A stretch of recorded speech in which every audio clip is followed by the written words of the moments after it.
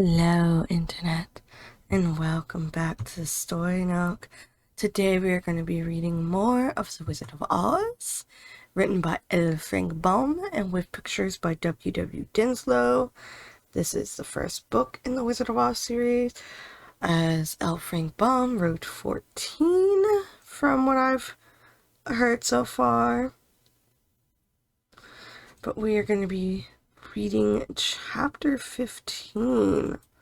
Look at that. We're halfway through the book, it seems, based off of this table of context, which starts on 142, and the title of it is The Discovery of Oz the Terrible. And this is our image. We've got like a old gentleman in a nice suit. Looks like he's wearing some house slippers or sparkly shoes, a hat. It looked like a Batman, but I think that's a balloon and a sparkly gem. So let us continue forth. Go ahead and grab your tea, your water, your hot cocoa, your coffee, whatever it is you want to drink today, and we shall continue on forward. The four travelers walked up to this great gate of the Emerald City and rang the bell. After ringing several times, it was opened by the same guardian of the gates they had met before. "What? Are you back again?" he asked in surprise. "Do you not see us?" answered the Scarecrow. "But I thought you had gone to visit the Wicked Witch of the West." "And we did visit her," said the Scarecrow. "And she let you go again?" asked the man in wonder. She could not help it, for she is melted," replied the Scarecrow. "Melted? Well, that is good news indeed," said the man. "Who melted her?" "It was Dorothy," replied the lion gravely. "Good gracious!" exclaimed the man, and he bowed very low indeed before her. Then he led them into his little room and locked the spectacles with the great box on all their eyes, just as he had done before. Afterward, they passed on through the gate into the Emerald City. And when the people heard from the guardian of the gates that they had melted the Wicked Witch of the West, they all gathered around the travelers and followed them in a great crowd to the Palace of Oz. The soldier with the green whiskers was still on guard before the door, and he let them in at once, and they were again met with a beautiful green girl, who showed each of them to their old rooms at once, so they might rest until the great Oz was ready to receive them. The soldier had the news carried straight to Oz that Dorothy and the other travelers had come back again, after destroying the Wicked Witch. But Oz made no reply. They thought that the great wizard would send for them at once, but he did not. They had no word from him the next day, nor the next, nor the next. "You bitch, did you run?" The waiting was tiresome and wearying, and at last they grew vexed that Oz should treat them in so poor a fashion, after sending them to undergo hardships and slavery. So the Scarecrow at last asked the green girl to take another message to Oz, saying if he did not let them in to see them at once, they would call the winged monkeys to help them and find out whether he kept his promises or not. When the wizard was given this message, he was so frightened that he sent word for them to come to the throne room at 4 minutes after 9 o'clock the next morning. He had once met the winged monkeys in the land of the West, and he did not wish to meet them again. Yeah, apparently they kicked you out of the land of the West, which I find very, very interesting. The four travelers passed a sleepless night, each thinking of the gift that Oz had promised to bestow on to them. Dorothy fell asleep only once, and when she dreamed she was in Kansas, with Aunt Em was telling her how glad she was to have her little girl at home again. Promptly at 9 o'clock the next morning, the green-whiskered soldier came to them, and 4 minutes later they all went into the throne room of the great Oz.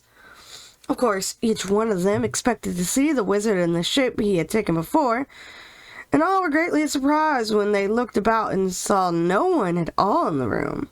They kept close to the door and closer to one another, for the stillness of the empty room was more dreadful than any of the forms they had seen Oz take. Presently, they heard a voice, seeming to come from somewhere near the top of the great dome, and it said solemnly, "I am Oz, the great and terrible. What do you seek me? Why do you seek me? La la la la. Tongue-tied, it's 5:21 in the morning."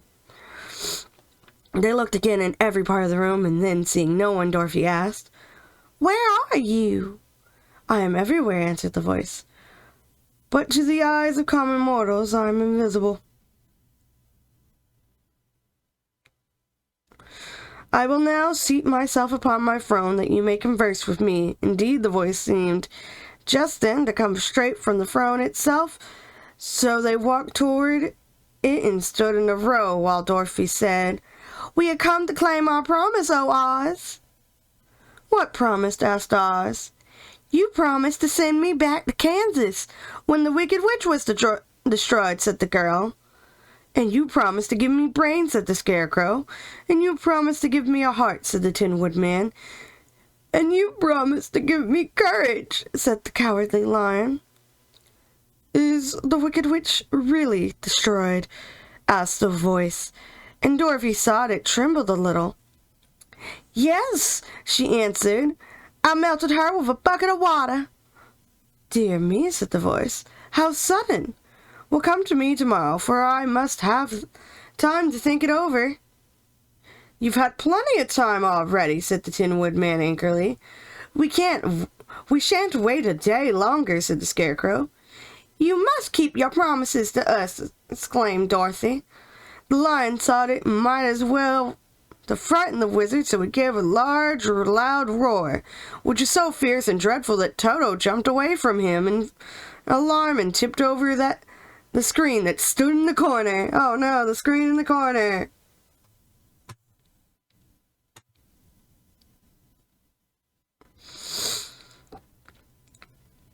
As it fell with a crash, they all looked that way, and the next moment all of them were filled with wonder, for they saw standing in the spot the screen had hidden a little old man with a bald head and a wrinkled face, who seemed to be just as surprised as they were. The Tin Woodman, raising an axe, rushing toward the little man, and cried out, "Who are you?"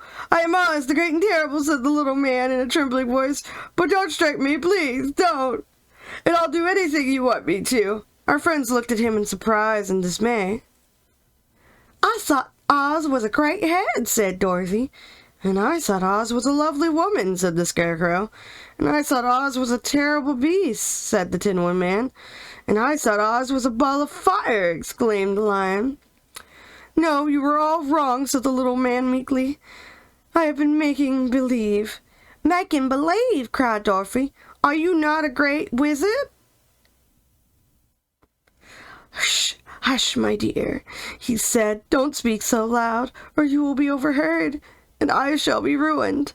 I'm supposed to be a great wizard." "And aren't you?" "Not a bit of it, my dear. I'm just a common man." "You're more than that," said the Scarecrow in a grieved tone. "You're a humbug." "Exactly so," declared the little man, rubbing his hands together as if it pleased him. "I am a humbug." I'm curious as to what humbug means in this context. Open this window.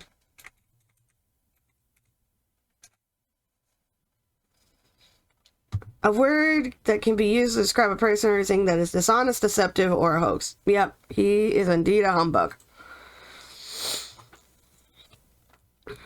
"But this is terrible," said the Tin Woodman. "How shall I ever get a heart?" "Or I my courage?" asked the Lion. "Or I my brains?" wailed the Scarecrow, wiping the tears from his eyes with his coat sleeve. "My dear friends," said Oz, "I pray you not to speak of these little things. Think of me and the terrible trouble I am about to be I am in at being found out. No, that you can't just switch it over. You made promises. You should have said, this is not within the scope of my abilities.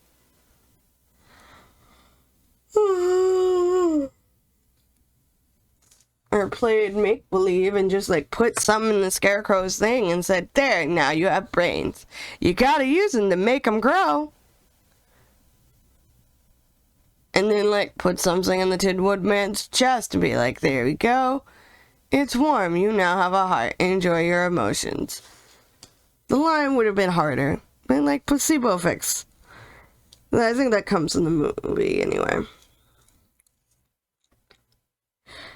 Doesn't anyone else know you're a humbug? Asked Dorothy. No one knows it but you four. And myself, replied Oz. I fooled everyone so long that I thought I should never be found out. It was a great mistake my ever letting you into the throne room.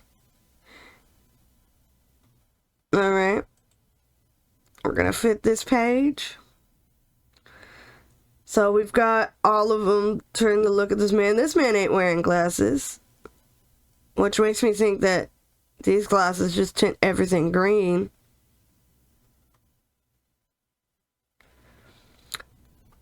Usually I will not even see my subjects, so they believe I am something terrible. But I don't understand, said Dorothy in bewilderment. How was it that you appeared to me as a great head? That was one of my tricks, answered Oz. Step this way, please, and I will tell you all about it. Ooh, he's going to show them the magic trick. He led the way to a small chamber in the rear of the throne room, and they all followed him. He pointed to one corner in which lay the great head, made out of many thicknesses of paper, and with a carefully painted face. This I hung from the ceiling by a wire, said Oz, and I stood behind the screen and pulled a thread to make the eyes move and the mouth open. But how about the voice, she inquired. I am a ventriloquist, said the little man, and I can throw the sound of my voice wherever I wish. So that you thought it was coming from the head. Here are the other things I used to deceive you. He showed the scarecrow the dress and the mask that he had worn when he seemed to be a lovely woman, and the Tin Man saw that his terrible beast was nothing but a lot of skins sewn together, with slats to keep their sides out. As for the ball of fire, the false wizard had hung that also from the ceiling. It was really a ball of cotton, but when oil was poured upon it, the ball burned fiercely. Really, said the Scarecrow, you ought to be ashamed of yourself for being such a humbug. I am. I certainly am, answered the little man, sorrowfully. But it was the only thing I could do. Sit down, please. There are plenty of chairs, and I will tell you my story. So they sat down and listened while he told the following tale. I was born in Omaha. Why, that isn't very far from Kansas, cried Dorothy. No, but it's farther from here, he said, shaking his head at her sadly. There's my alarm.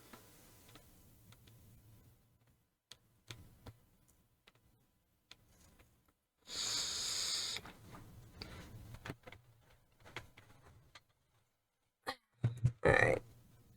Adjusting myself. Try not to go on too much.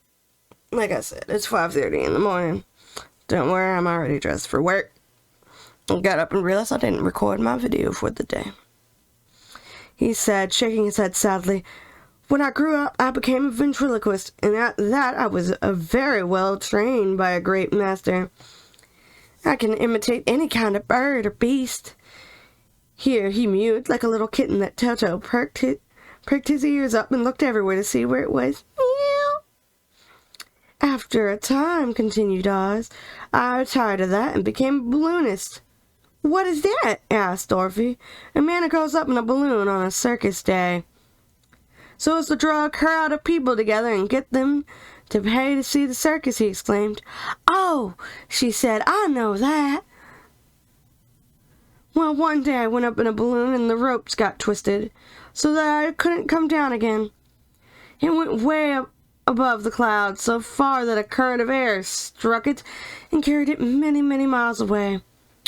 For a day and a night I traveled through the air, and on the morning of the second day I awoke and found the balloon floating over a strange and beautiful country. It came down gradually, and I was not hurt a bit, but I found myself in the midst of a strange people, who, seeing me come from the clouds, thought I was a great wizard. Of course I let them think so, because they were afraid of me and promised to do anything I wished them to do.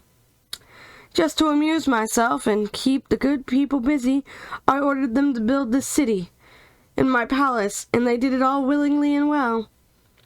Then I thought, as the country was so green and beautiful, I could call it the Emerald City and make the name fit better. To make the name fit better, I put green spectacles on all the people, so that everything they saw was green. "But isn't everything here green?" asked Dorothy. Nope. The glasses themselves are green, which makes everything appear to be green, but it's not actually all green." "No more than any other city," replied Oz. "But when you wear green spectacles, why, of course everything you see looks green to you. The Emerald City was built a great many years ago, for I was a young man when the balloon brought me here, and I am a very old man now. But my people have worn green glasses on their eyes so long that most of them think it really is an Emerald City. And it certainly is a beautiful place, abounding in jewels and precious metals and every good thing that is needed to make one happy. I have been good to the people, and they like me, but ever since this palace was built, I have shut myself up and would not see any of them. One of my greatest fears was the witches, for while I had no magical powers at all, I soon found out that the witches were really able to do wonderful things. There were 4 of them in this country, so he's not counted among the witches. And they ruled the people who lived in the north and the south and the east and the west. Unfortunately, the witches of the north and south were good, and I knew they would do me no harm. But the witches of the east and the west were terribly wicked, and had they not thought I was more powerful than they themselves, they would surely have destroyed me. As it was, I lived in deadly fear of them for many years. So you can imagine how pleased I was when I heard your house had fallen on the wicked witch of the east. When you came to me, I was willing to promise anything if you would only do away with the other witch. But now that you have melted her, I am ashamed to say I cannot keep my promises." "I think you are a very bad man," said Dorothy. "Oh, no, my dear. I am really a very good man. But I'm a very bad wizard, I must admit." "But what makes you a bad man is your lying, you humbug." I'm going to add a humbug. I originally, because the only time I ever hear humbug is from the Christmas Carol. So a lot of times I'm just like, ooh. It just means somebody who's a grouch who doesn't like Christmas. But no, it's somebody who's deceptive. Nice to know. Thank you, Internet. "Can't you give me brains?" asked the Scarecrow. "You don't need them. You are learning something every day. A baby has brains, but it doesn't know much. Experience is the only thing that brings knowledge, and the longer you are on Earth, the more experience you are sure to get." "That may all be true," said the Scarecrow, "but I shall be very unhappy unless you give me brains." The false wizard looked at him carefully. "Well," he said with a sigh, "I am not much of a magician, as I said, but if you will come tomorrow morning, I will stuff your head with brains. I cannot tell you how to use them, however. You must find that out yourself." "Oh, thank you," cried the Scarecrow. "I'll find a way to use them, never fear." This is where he's going to make the placebo effects for them. Big yawns. "But how about my courage?" asked the lion anxiously. You have plenty of courage, I am sure, answered Oz. All you need is confidence in yourself. There is no living thing that is not afraid when it faces danger. True courage is in facing danger when you are afraid. And that kind of courage you have in plenty. Perhaps I have, but I am scared just the same, said the lion. I shall really be unhappy unless you give me some sort of courage that makes one forget he is afraid. The thing about courage is you go even though you are afraid. Granted, that's not how it was in the 1900s, it seems. So, very well, I will give you that sort of courage tomorrow, replied Oz. How about my heart, asked the Tin Woodman. Why, as for that, answered Oz, I think you are wrong to want a heart. It makes most people unhappy. If you only knew it, you are in luck not to have a heart. That must be a matter of opinion, said the Tin Woodman. For my part, I will bear all the unhappiness without a murmur, if you will give me the heart. Very well, answered Oz meekly. Come to me tomorrow, and you shall have a heart. I have played wizard for so many years that I may as well continue the part a little longer. And now, said Dorothy, how am I to get back to Kansas? We shall have to think about that, replied the little man. Give me 2 or 3 days to consider the matter, and I'll try to find a way to carry you over the desert. In the meantime, you shall all be treated as my guests, and while you live in the palace, my people will wait upon you and obey your slightest wish. There is only one thing I ask in return for your help, such as it is. You must keep my secret and tell no one I am a humbug. They agreed to say nothing of what they had learned and went back to their rooms in high spirits. Even Dorothy had hoped that the great and terrible humbug, as she called him, would find a way to send her back to Kansas. And if he did, she was willing to forgive him for everything. And this is Toto, wearing his little spectacles, looking up. And thus, we have finished Chapter 15. So thank you all so much for being here. It surely has been a happy time.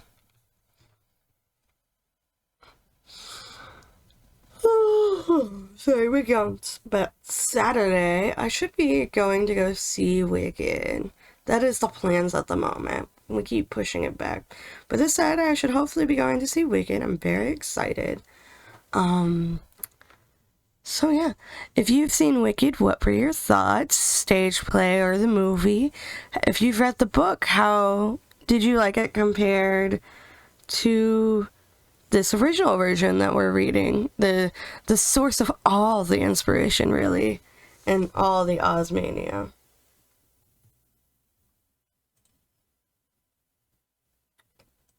But yeah, all of you, stay safe, stay healthy, all that good jazz.